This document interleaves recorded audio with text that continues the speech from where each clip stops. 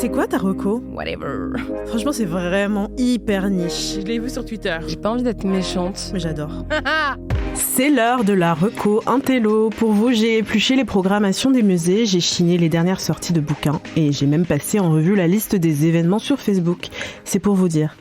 Tout ça pour vous pondre une reco culturelle que même votre pote le plus artsy ne connaît pas. Alors cette semaine, je vais vous parler d'un livre. C'est l'ouvrage collectif PD avec Florent Manelli, Camille Desombres, Julien Ribeiro, Ruben Tailloupo, Anthony Vincent, Nanténé Traoré, Adrien Nacelli et Jacques Boilem aux éditions Point. Et c'est un livre qui est paru début juin et qui parle d'homosexualité masculine. Je vais vous lire un petit peu le résumé avant de donner mon avis. Dans une société qui peine à lutter contre l'homophobie ambiante, la communauté gay est éreintée par ces luttes, stigmatisée, insultée et tuée. Elle est pourtant bien plus riche et complexe que les multiples préjugés à son encontre laissent penser. Avec la volonté d'amorcer une prise de conscience, ce collectif de 8 militants, journalistes, écrivains et artistes explore les homosexualités masculines contemporaines en France. Ensemble, ils imaginent une nouvelle solidarité au sein des luttes gays. Donc en gros, avec ce titre évocateur, le but c'est de retourner le stigmate et de se réapproprier justement ce mot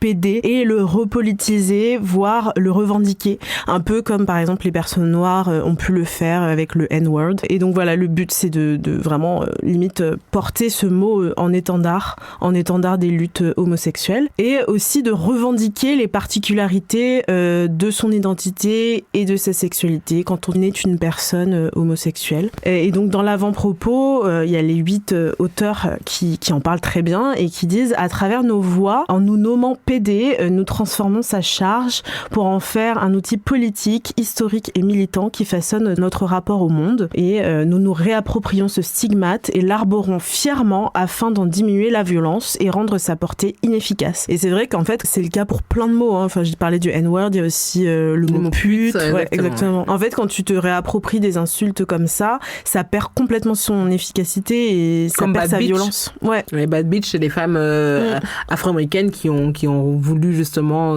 jouer de leur des clichés, et comme Bossy aussi, tu vois. Bossy, c'est la meuf un peu genre toi, un peu coincée, un peu sévère, mais non, Bossy c'est devenu un mot badass, tu vois. Ça devient vraiment un truc positif en fait. Et je trouve ça hyper cool. Et le mot queer aussi d'ailleurs.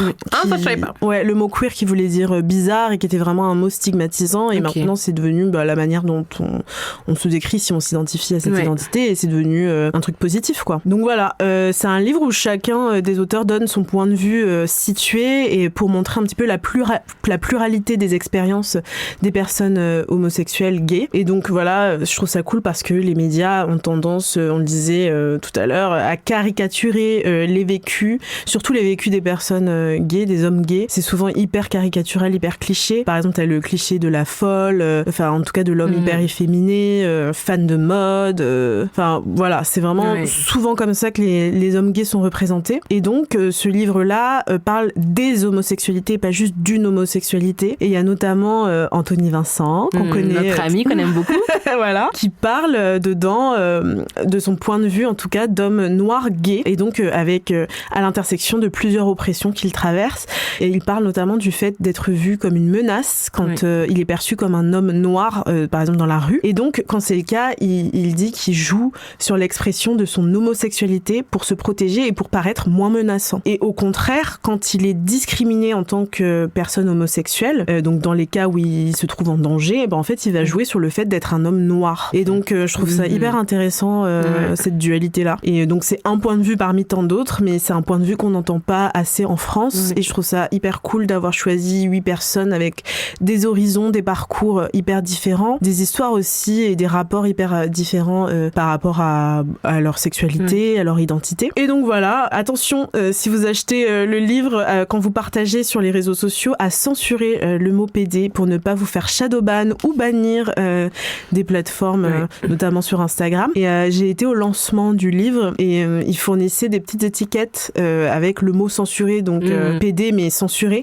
que tu pouvais coller sur ton bouquin si tu voulais le partager sur les réseaux sociaux, parce que c'est quand même assez dommage de se faire bannir ou shadowban pour cette raison-là. Donc pour donner de la force. C'est ça, faut donner de la force à ce livre, et je trouve ça hyper important, hyper cool, et même le fait d'avoir choisi quand même, malgré les contraintes qu'il pouvait y avoir, de garder le titre PD, même en termes de référencement. Je m'étais posé la question, si tu tapes PD sur internet, est-ce qu'on va vraiment tomber sur le livre, etc. Mais je trouve ça quand même cool qu'ils aient gardé ça, parce que, comme on disait tout à l'heure, c'est important de se réapproprier tous ces mots-là.